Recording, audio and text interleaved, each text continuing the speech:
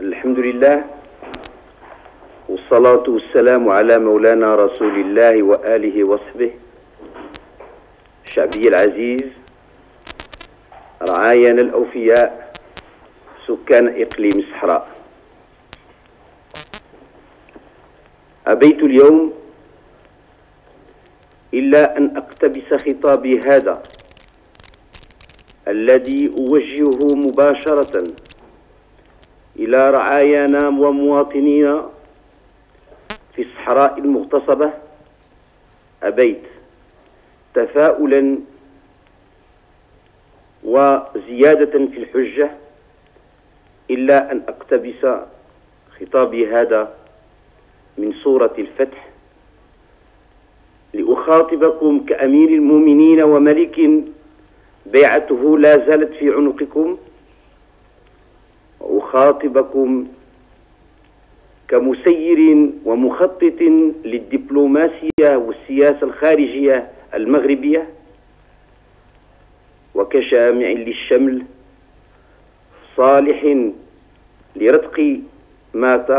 ما تفرق وللمصالحة بين جميع المواطنين. فكأمير المؤمنين وملك لكم لا زالت بيعته في عنقكم، أقول لكم من سورة الفتح: قال الله سبحانه وتعالى بعد بسم الله الرحمن الرحيم: إن الذين يبايعونك إنما يبايعون الله يد الله فوق أيديهم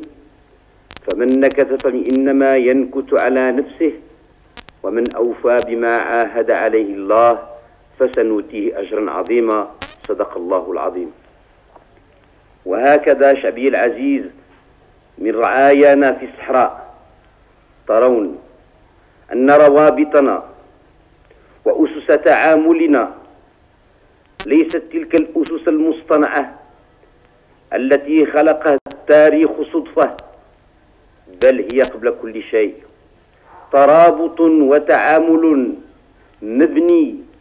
على أعز ما هو في أنفسنا وأقدس ما في أرواحنا، وهو الإيمان بالله وبرسوله والعمل بكتابه الحكيم. فالبيعة شعبي العزيز ليس الشيء الذي يأتي قهرا أو نأخذه من الناس قوة وتجبرا، بل البيعة تقتضي التراضي. لذا سميت البيعة التي ذكرتها لكم في سورة الفتح بيعة الرضوان، لأنها كانت بيعة رضوان بمعنى رضوان الله على المسلمين جميعا الذين بايعوا النبي صلى الله عليه وسلم. وكذلك إن من باب الاشتقاق الرضوان والتراضي نجد أن أصلهما شيء واحد. فمهما فرق بيننا الزمن ومهما حاول أن يشتت شملنا المستعمر،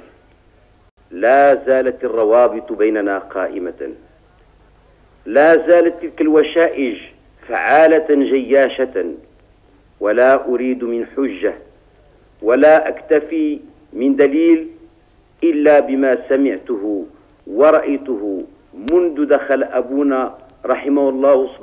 الله محمد الخامس طيب الله طراه من المنفى، فسمعت ورأيت. سمعت الزغاريد في العيون وفي الصحراء وفي الساقية الحمراء وفي وادي الذهب. رأيت الأعلام المغربية ترفرف، رأيت السكان يبتهجون ويطربون فرحا في الأزقة وفي الشوارع. سمعت بناديق جيش التحرير، وسمعت هتافات مناصري السياسة المغربية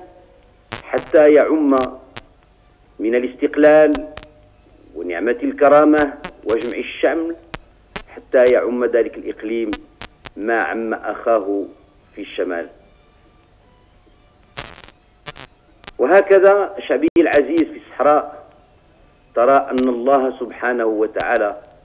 أراد لهذه الأمة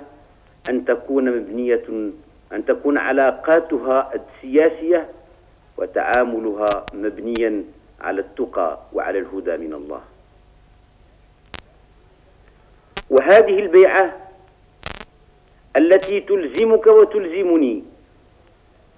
والتي تضع على كاهلك وعلى كاهلي أعباء وواجبات. لم يكتفي القدر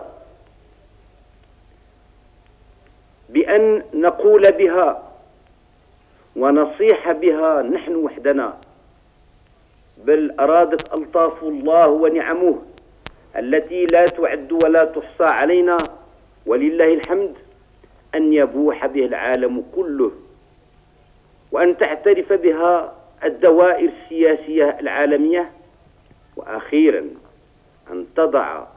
طابعها القانوني عليها محكمة العدل، حيث اعترفت بأن هناك روابط قانونية وروابط بيعة بين الشعب الصحراوي وبين المغرب. ولم تنقطع قط تلك الروابط، ولم تنمحي قط تلك البيعة، بل فصل بيننا وبينكم حاجز ألا وهو الاستعمار، أما فيما يخص الفلسفة وفيما يخص التفكير وفيما يخص البيعة وفيما يخص النية فلم ننقطع قط بعضنا عن بعض، بل بقي شملنا مجتمعا، وبقيت بيعتنا قائمة تلزمك وتلزمنا على السواء. ثم قال الله سبحانه وتعالى في سورة الفتح: لقد صدق الله رسوله الرؤيا بالحق لتدخلن المسجد الحرام إن شاء الله آمنين محلقين رؤوسكم ومقصرين لا تخافون وكلكم يعلم ما وقع في الحديبية، وكلكم يعلم ما خططه النبي صلى الله عليه وسلم لمدة طويلة من أسابيع وشهور. خطط ليدخل مكة فاتحا مسالما لا فاتحا محاربا، وخطط لذلك ما خطط، ورسم من طرق ما رسم، وجلب حوله أكثر ما يمكن من العطف وأكثر ما يمكن من التحالف، سواء مع القبائل أو مع العشائر. وبعد ذلك، بعد سنة من كفاح سليم مرير، من دبلوماسية نبوية عبقرية، من جهد جهيد، كلل الله مجهودات الجميع بأن حقق الرؤيا وحقق الرؤى والآمال والأماني، وكتب لنبيه صلى الله عليه وسلم أن يدخل مكة محلقا رأسه ومقصرا وغير خائف. وهذه هي مسيرتنا شعبي العزيز، هذه هي مسيرتنا منذ سنة، فمنذ سنة ونحن نخطط ونحن نرسم ونحن نجمع الحجج والأخرى، الحجج التاريخية والقانونية والبشرية، ونحن نحاول أن نفتح الأذهان والأفكار للعالم بأسره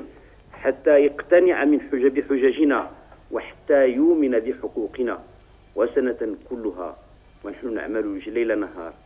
حتى يمكننا أن نلتقي بك شعبنا العزيز في الصحراء، أن نلتقي بك في مسيرة غراء، مسيرة مبنية على رؤى حققها الله سبحانه وتعالى، ولندخلن صحراءنا إن شاء الله آمنين محلقين رؤوسنا ومقصرين وغير خائفين، وسنلقاكم تنتظرون مستبشرين فرحين حتى نتعانق، وحتى يمكننا أن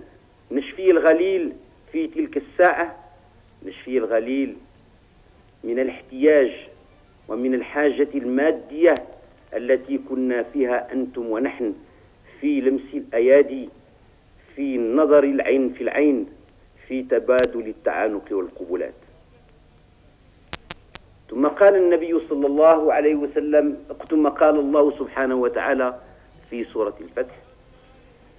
محمد رسول الله والذين معه أشداء على الكفار رحماء بينهم تراهم ركعا سجدا يبتغون فضلا من الله ورضوانا سيماهم في وجوههم من أثر السجود ذلك مثلهم في التوراة ومثلهم في الإنجيل كزرع أخرجه فآزره فاستغلظ فاستوى على سوقه يعجب الزراع ليغيظ بهم الكفار.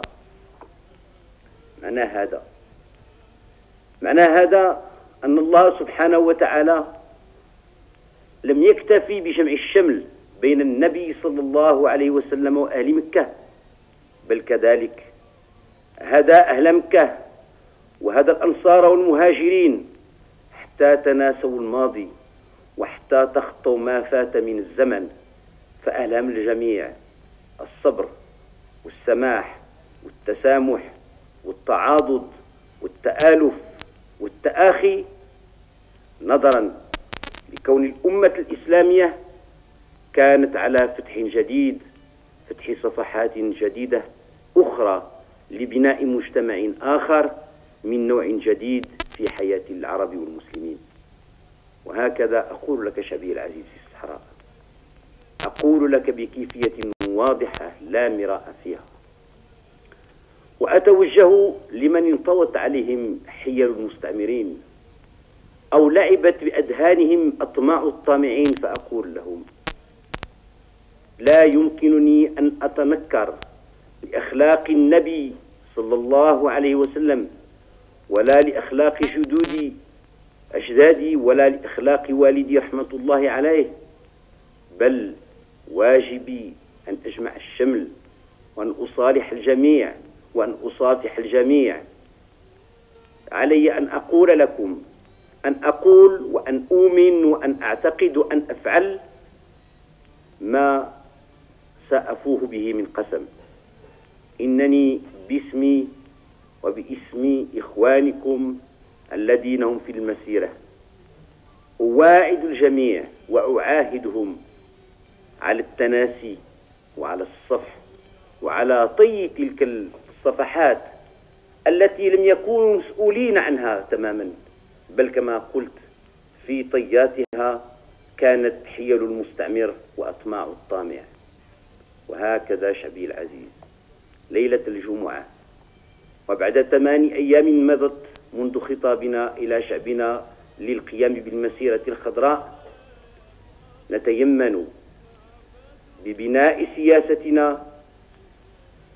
على آيات من الذكر الحكيم، وقد أرادت الصدف أن تكون تلك الآيات كلها في سورة واحدة، وهي سورة الفتح،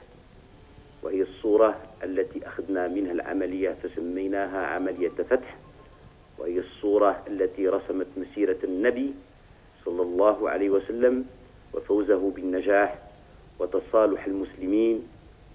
واتحادهم على أن يتناسوا الماضي،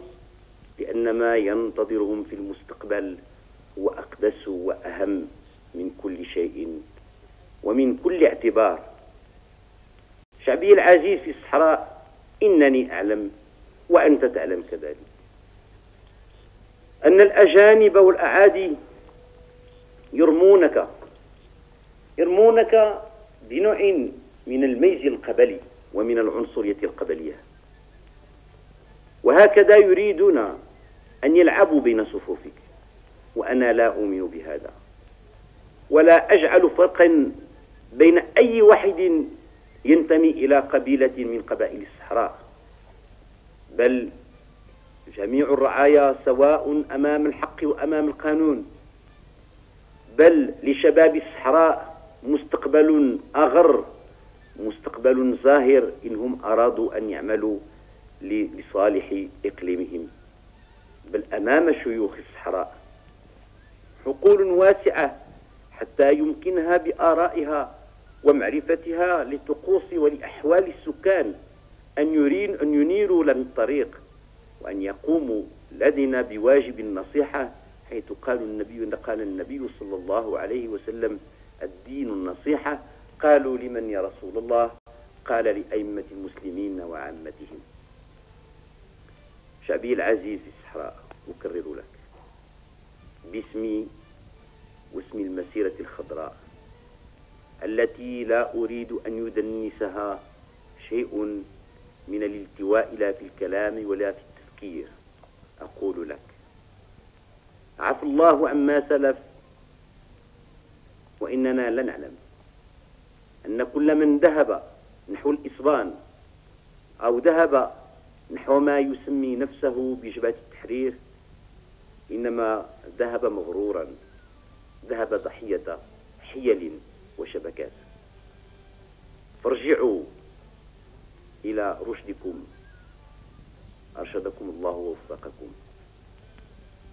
واعطوا مثالا آخرا جديدا للتاريخ على مدى نضجكم، وكونوا أبناء ذلك الفاتح الأكبر يوسف بن تاشفين الذي بجمعه الشمل وبإيمانه بالله تمكن من أن يزيد في عمر الإسلام وحضارة الإسلام في القارة الأوروبية ما يزيد على 6 قرون. فأنتم أبناء أولئك المغاربة، وأنتم أبناء أولئك الأبطال، وما كان للأبناء أن يكذبوا ما عمل الآباء والأجداد. وفقنا الله جميعا لما فيه خير البلاد، وألهمنا الرشد والحكمة والسداد، إنه سميع مجيب وبالاستجابة جدير. والسلام عليكم ورحمة الله تعالى وبركاته.